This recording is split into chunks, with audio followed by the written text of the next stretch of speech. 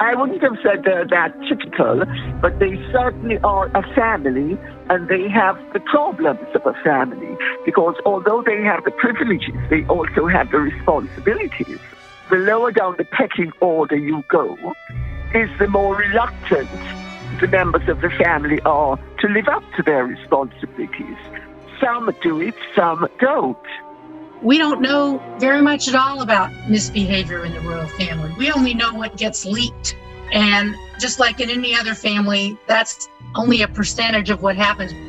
Harry, for instance, has never been eager to live up to his royal responsibilities. Happy to live up to the privileges, but not the responsibilities. But I think when it comes to family information, the royal family is much more tight-lipped about who disciplined Harry, who knew what about Harry's indiscretions. Welcome to Chapter 9 of The Firm, Blood, Lies and Royal Succession. I'm your host, Jonathan Locke. We've been taking a journey through 5 centuries of royal secrets, scandals and cover-ups, and now we're going to turn our attention to the wild youth of a man who, almost from the very start, was not comfortable with his birthright. Harry is kind of known as sort of the loose cannon. They really struggled with how to manage his brand, his independent brand. He would get into physical fights with paparazzi. He would come crawling out of bars late at night, and there's all these terrible photos of him clearly intoxicated. So he was just such a harder personality to manage when it came to palace PR than Prince William. The man we know as Prince Harry, the second son of Prince Charles and Diana, Princess of Wales, was born in London on September 15th, 1984, and christened Henry Charles Albert David. The nickname came later, and if Harry was an affectionate reference to the famous 15th century king Henry V, also dubbed Harry, then readers of Shakespeare will know that the comparison turned out to be uncannily accurate. Jacqueline Roth, executive editor of theroyalobserver.com, explains. I mean, the comparison between Prince Harry and Henry V is definitely there to be made. Henry V is immortalized in Shakespeare in 3 plays charting his life, and in them we see how he grows from this wild, rebellious boy, drinking and partying and womanizing into one of England's greatest soldier kings, defeating the French at the famous Battle of Agincourt. Our Prince Harry may never actually become king, and it is even more unlikely that he will ever lead an army against France. But as we shall see, he certainly had a riotous youth, and also found redemption of some sort, fighting for his country. Harry seemed to be a born soldier. He was channeling all of the qualities of him that were commendable. Things like valor and risk and putting his life in danger for the greater good. So he had an actual purpose in life. Lady Colin Campbell was close to the royal family from the very start of Harry and older brother William's life. Well, both William and Harry were pretty wild, and I remember them when they were little boys, and both of them were pretty wild. But Harry had a real mean streak. Harry once rode his tricycle, I think it was, if I'm remembering correctly, into the shins of an army officer who had come on an official visit to Diana, and she reprimanded him, but she didn't punish him. Sally Otness, author of Royal Fever, also remembers Harry as, shall we say, a lively child. If you look at the old videos of Diana and Harry together, he's a rapscallion. You know, he's running around trying to bang on the piano while she's got interviews going on with the press and, you know, climbing around. And she's always constantly saying, Harry, Harry, calm down, Harry, calm down. Harry was always doing things like this. And Diana thought that if she said, you shouldn't do that, but there were no consequences, and there were never consequences, because she spoiled those children. We are seeing the unfortunate effects of it where Harry is concerned, even more than William, because she at least brought William up to understand that he had the responsibilities. But with Harry, because he wasn't having responsibilities of any note, she brought him up with the illusion that despite the fact that he was never going to have these responsibilities, he was equally entitled. And that, in my opinion, and I now speak as a mother, was a fatal error to make. For the short time that the brothers had with their mother, Diana made a point of treating both her sons equally. And according to the strict, centuries-old tradition of how things work in the firm, this was a grave mistake. It sounds horribly heartless to any normal parent, but as far as the firm was concerned, the brothers were not equals. William, simply by accident of birth, will always be more important than Harry. Royal commentator Eloise Parker and Thomas Mace-Archer Mills, founder of the British Monarchist Society, explain. When you look at the differences between William and Harry, you have to go right back to the beginning. Prince William's sense of purpose has shaped who he is from the moment that he was presented on the steps of St Mary's Hospital in London as a future king. You're schooled from early childhood on what's expected. It was very difficult for Harry because what his mother did was put him at a disadvantage ever since he was a young child, because she treated him as an equal.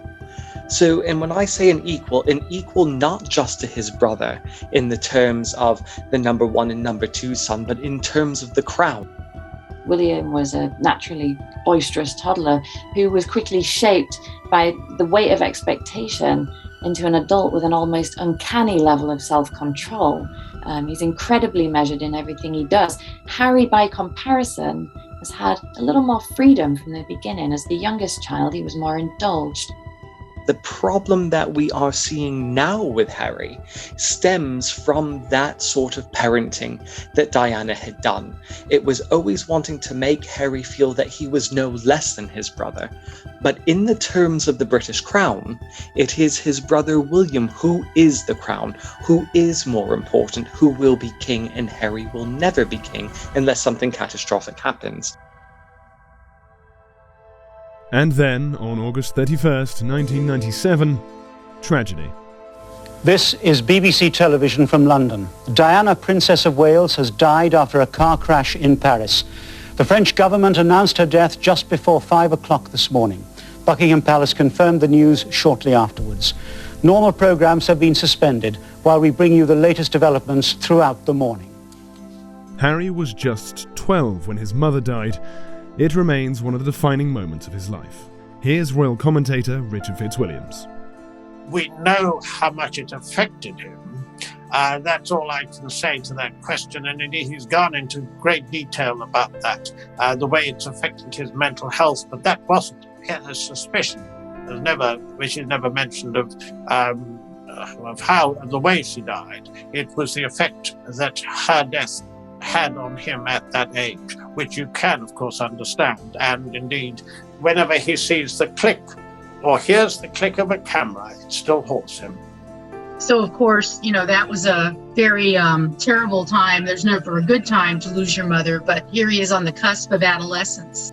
And of course, as a child of 12, walking behind his mother's coffin, at her funeral, it has a place in the nation's heart.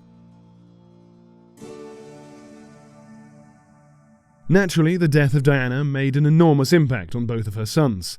But perhaps because Harry was indulged more as a young child by his mother, perhaps because he never had the solid foundation of responsibility that gave structure to future King William's life, or perhaps even because some combination of these two things meant his father struggled to emotionally connect with him, Harry took his mother's passing especially hard. Stuart Pearce, who worked with Diana, and royal expert Kinsey Schofield believe there has always been a distance between Harry and Prince Charles. Well, Harry is Diana in male form. And so whenever he looks into Harry's eyes, I'm sure he loves him deeply, but he sees Diana, and there must be remorse. There must be the vestiges of, what do we call it, guilt? I don't know. But he must feel the whole weight of the Diana crisis and then her eventual unbelievably lamentable death. So every time he sees Harry, he sees Diana. I think that she would be really proud of him for saying, I'm going to prioritize, I'm in love with this woman. I'm putting the love of this woman first. I'm putting my mental health first, because all she ever wanted was for somebody to love her first and to put her first. And I don't think she ever had that She always wanted somebody to prioritize her, whether it was over the firm, whether it was over the royal family, whether it was over Camilla. She never was number one. And Prince Harry has made Meghan Markle number one, and he's made his family number one. And I'm sure she really admires that.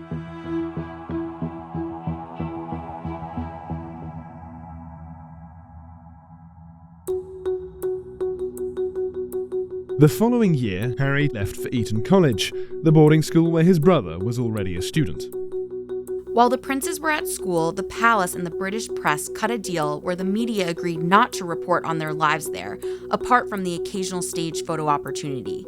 It gave Harry especially a bit of breathing room, but I do think it might have also reinforced his idea that the press was somehow the enemy. Let's remember that at this point, Harry and Will are motherless children.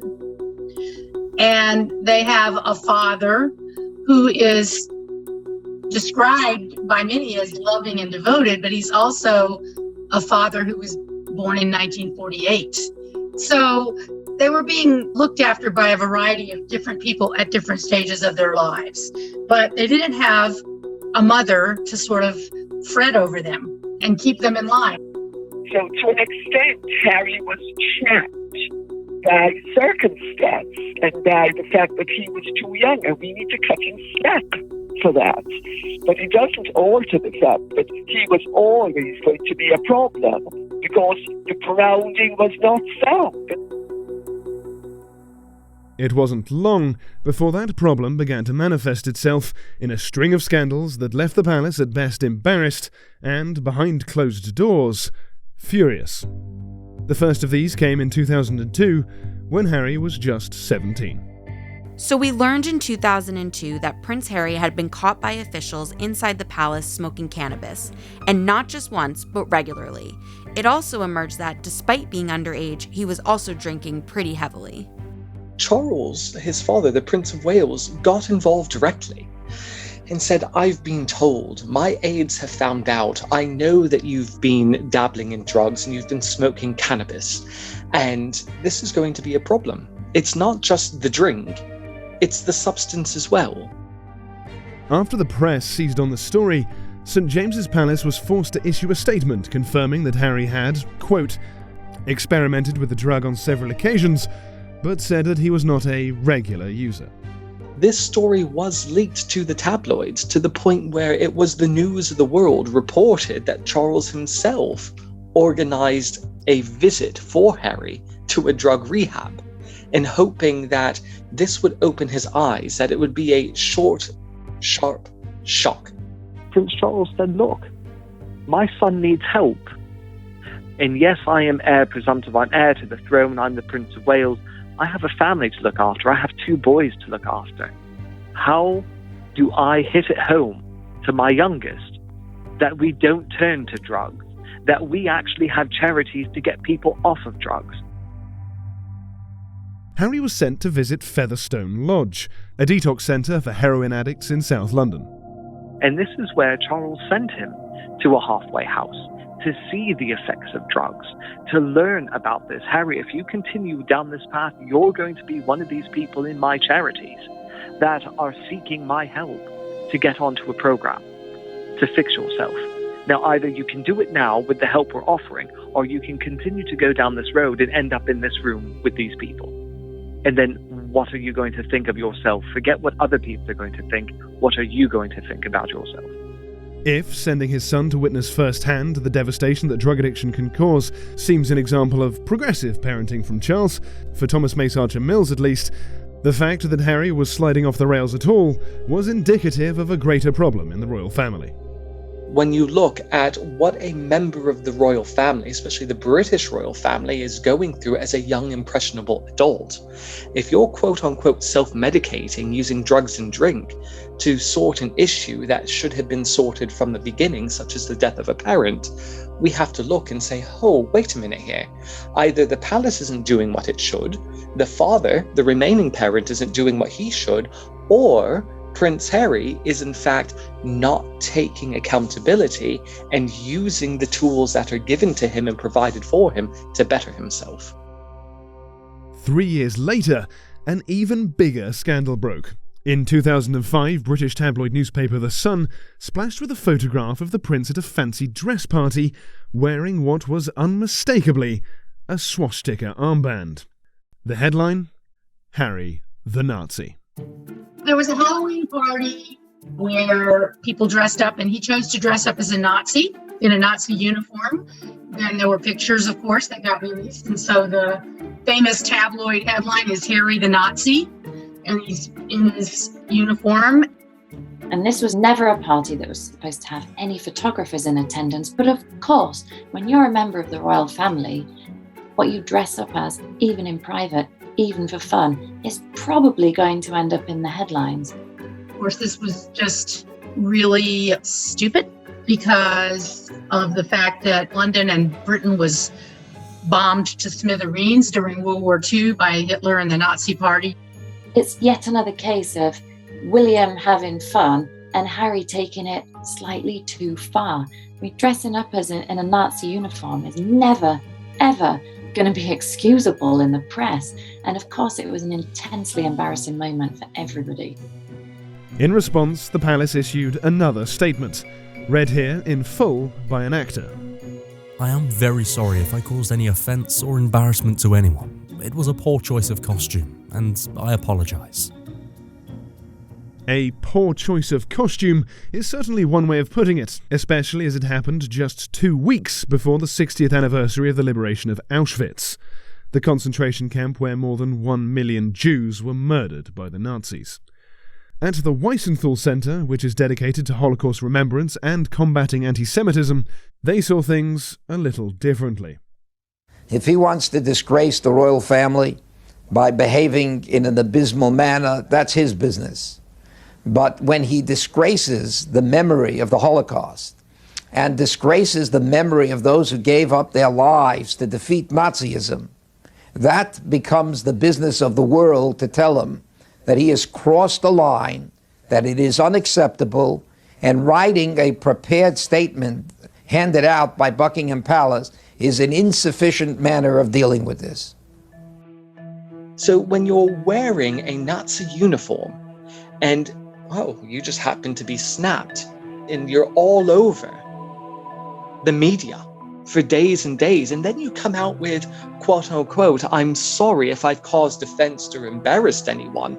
No. That's too little too late. You've not embarrassed. You've offended a country. You've offended a religion and its people, but it has shown your extreme ignorance as not only a member of society, but a member of the royal family that actually very narrowly escaped the clutches of Hitler himself. So what on earth was Harry thinking? Harry just was not even thinking. He was clearly not thinking. He thought it would be funny. He literally dressed as a member of Rommel's Afrika Korps. Big problem. But we also look at what William went as, and William dressed up as a lion. Prince William went as a homemade lion, the lions of England, yay, hurrah.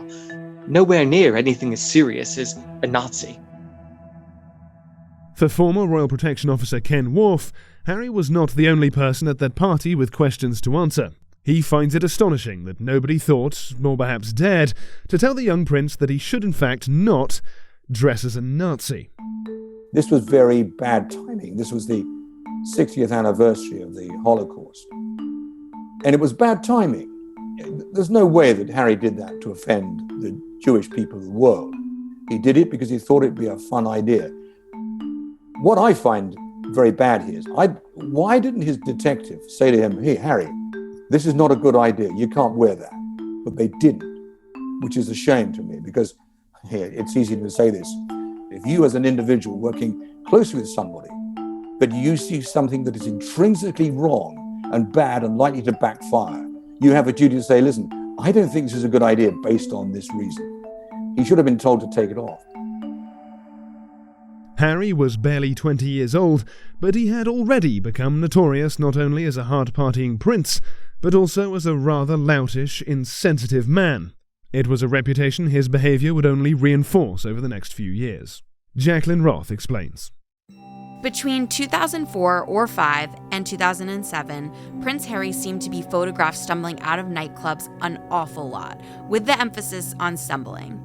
And he'd often be accompanied by young ladies. And here's the thing, if you look at those pictures, he's never smiling. He doesn't look happy.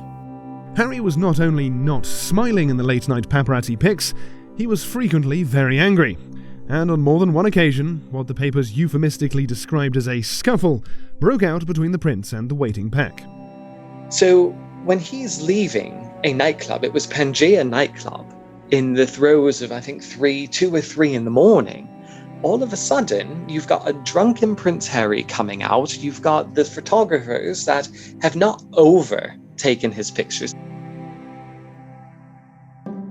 What happens next depends on who you believe. According to Clarence House, Prince Charles's official residence, Harry feared for his safety after the paparazzi surged around him. But according to the photographers themselves, the prince lashed out at them. Thomas Mace Mills is pretty skeptical about the palace's version of events. What Clarence House stated is that Prince Harry was defending himself when the incident occurred, but this incident left a photographer with a busted lip. And then it came out, Prince Harry was hit in the face by the camera as the photographers crowded around him, and he just wanted to get into the car. But the account is not exactly as that is, because the photographer in question, Chris Uncle, actually said, wait a minute, that's not what happened. Prince Harry literally lashed at me. He got out of the car, pushed the camera into my face, and I'm hurt as a result of it. Nor was it an isolated incident. The same thing happened outside of another nightclub, where Prince Harry actually tried to punch and nearly did punch a photographer in the face. So there's something not right, and knowing Prince Harry and his anger management issues as we do, anyone who's there and can collaborate what that photographer was saying. And then you have Clarence House putting out a statement where no one from Clarence House was there. Then it becomes Harry versus all of these photographers. And if the photographers saw it and witnessed it and took pictures of it, who's telling the truth?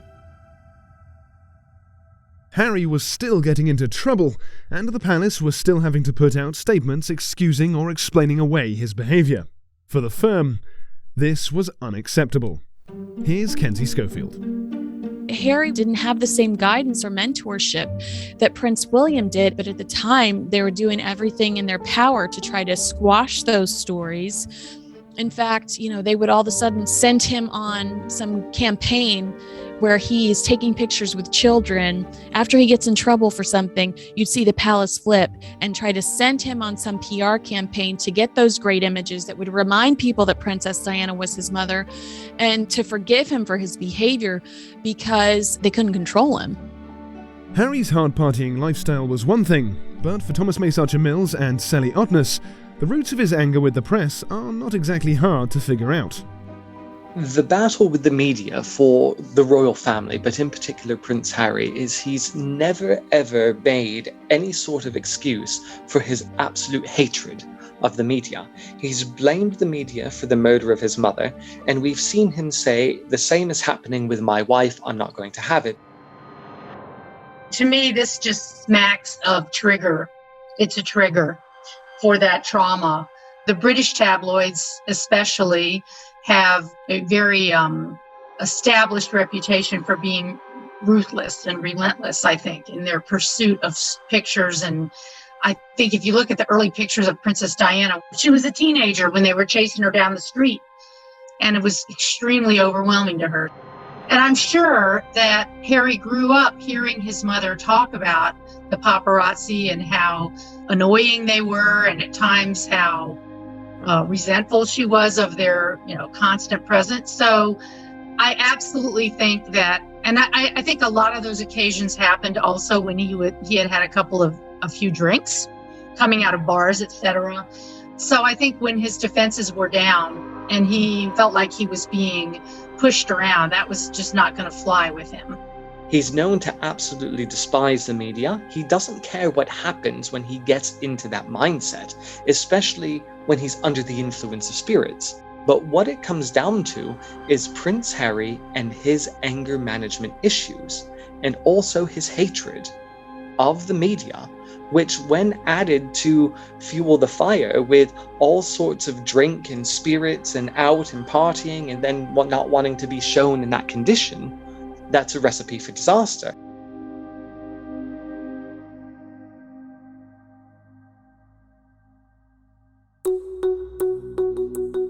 Harry was spinning out of control, but as with his Shakespearean namesake, he was to find redemption in the army. He actually wanted to join the army after he graduated from Eton because he recognized that the structure would be a good thing for him. Prince Harry has always been a party person. The thing that saved him was his military career, but even that could only go so far.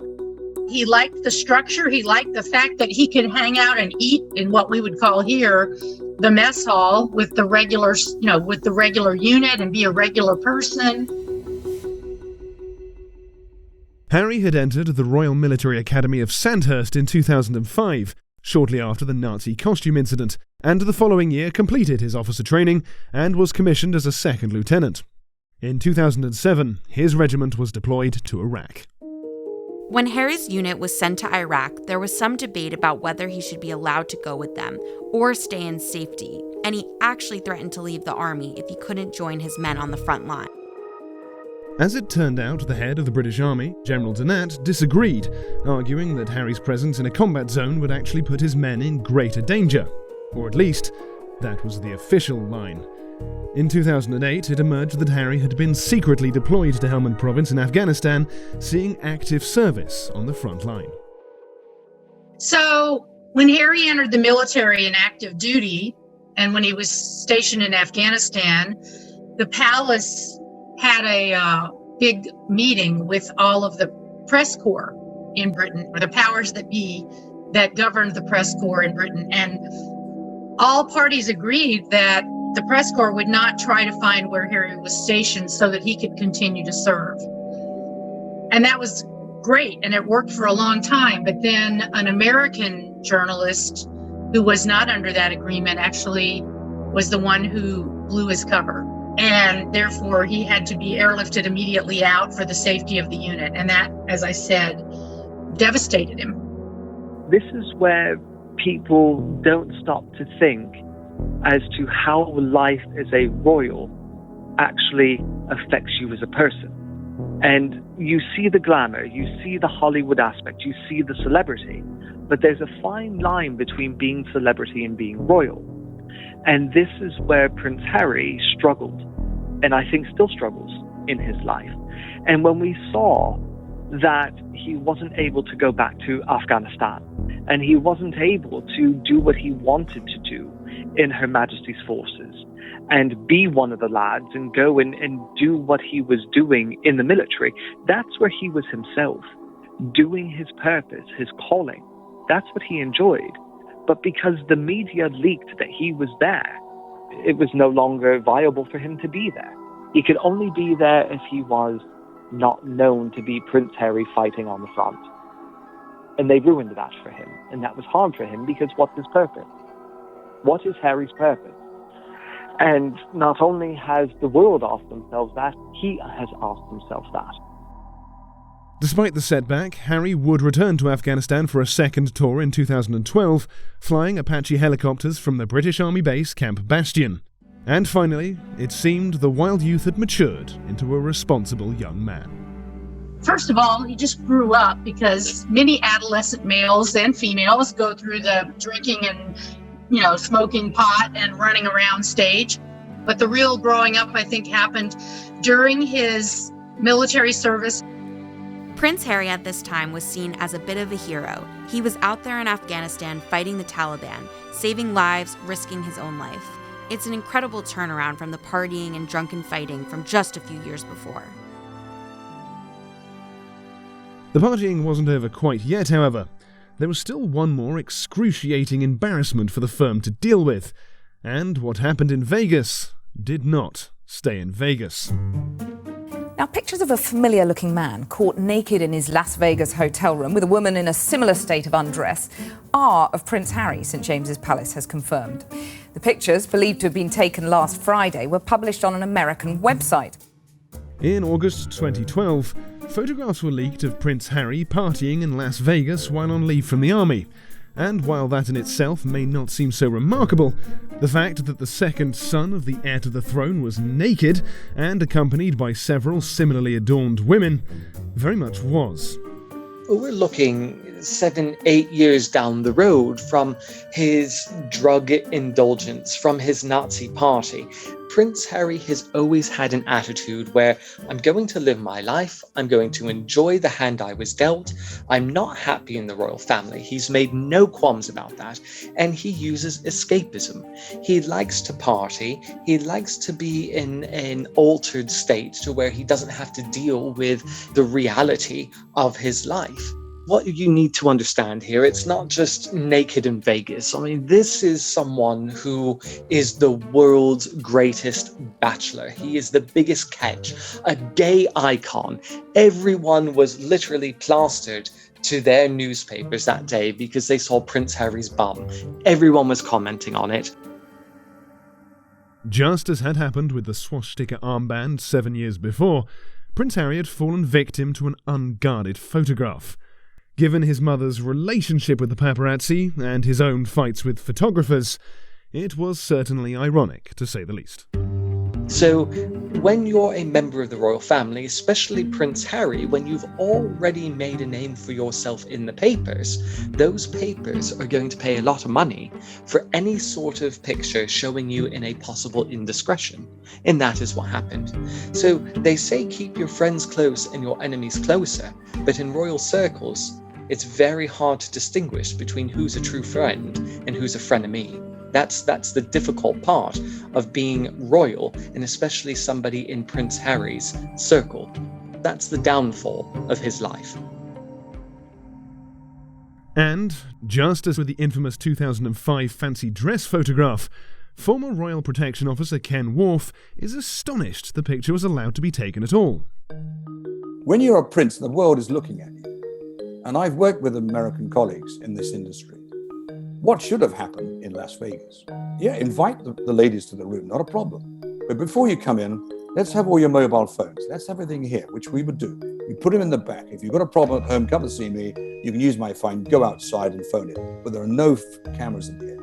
And what happened in both events? So-called friends with their cameras, first of all, take a picture of Harry in a Nazi uniform and sell it to a national newspaper. And the same thing happened in LA. Somebody decided that I'll take a picture of Harry with no clothes on and sell that as well.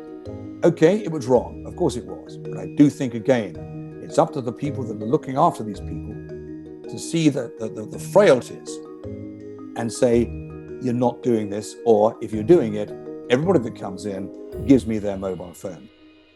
While Harry's Las Vegas adventures certainly sold a lot of newspapers, and to be fair, raised a few smiles as well, for Thomas Mace Archer Mills, it was also another example of the prince's lack of respect for the institution he was born into. The palace didn't find it funny, his family didn't find it funny, and those that see the British monarchy, for example, for a contract of behaviour, certainly did not find it funny. So, later on, in the days that actually matriculated into him going back from America, the royal household went into crisis mode. They were seeing that the royal brand could be put into disrepute by these sorts of actions of Prince Harry. And it wasn't just being photographed on a mobile phone.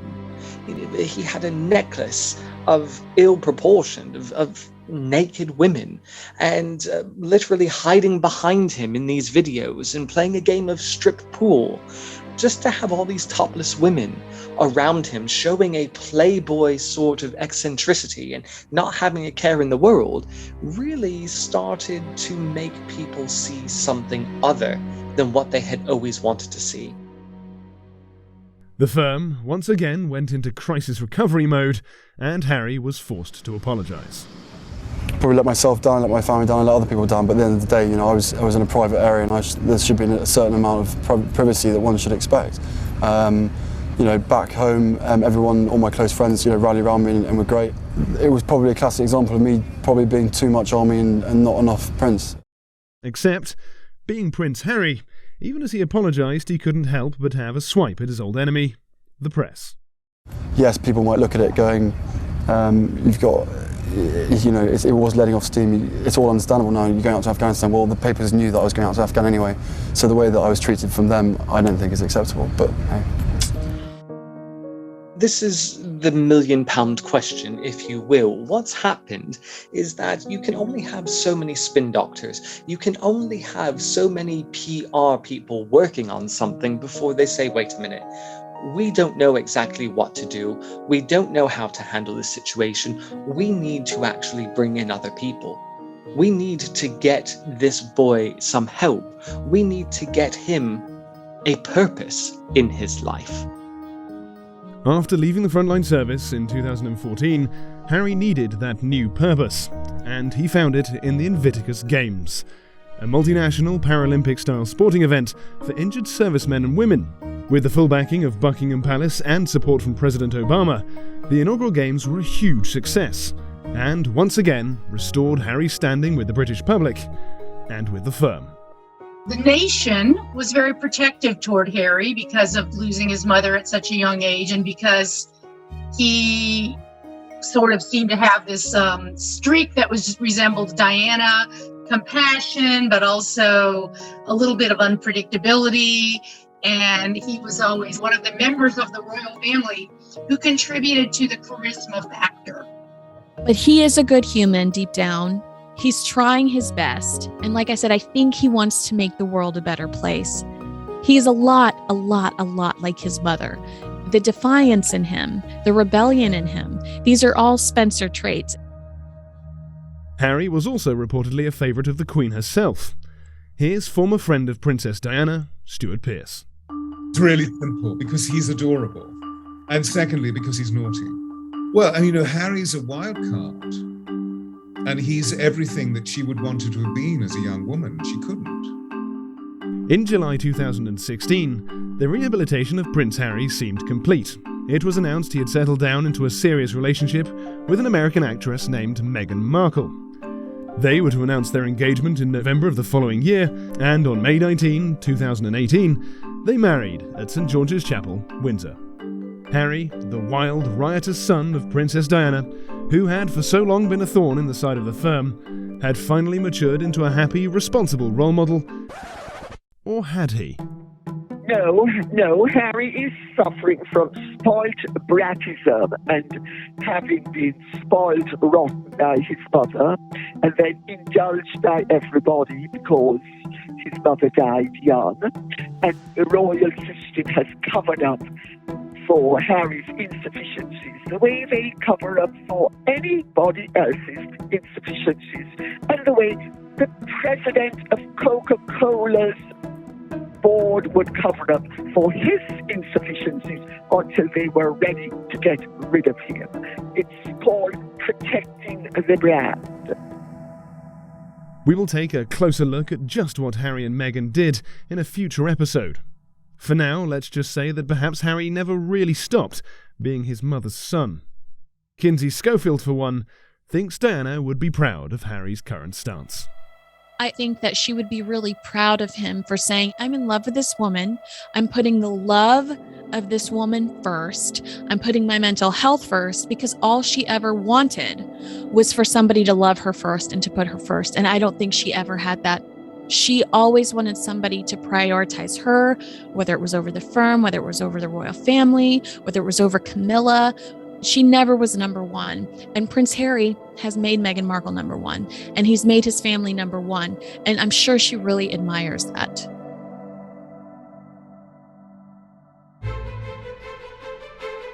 Next time on The Firm, Blood, Lies and Royal Succession, an unsuitable woman. Well, you always have to have a villain in a fairy tale, right? It's hard to not see her as the villain in this story. And Camilla was indeed vilified. I mean, there's one notorious occasion when she got bombarded when she attended a local supermarket outside London, and her detractors bombarded her with bread rolls, which I I mean, she obviously didn't expect that. The Firm, Blood Lies and Royal Succession is a production of Oddology, a division of Empire Media Group. The series is hosted by me, Jonathan Locke. Executive producers are Dylan Howard and Melissa Cronin. The series is written by Dominic Utton, reporting by Douglas Montero, mixing and sound design by Sean Kravitz. Please subscribe to The Firm wherever you get your podcasts, and if you like what you hear, leave us a rating, review, and tell your friends.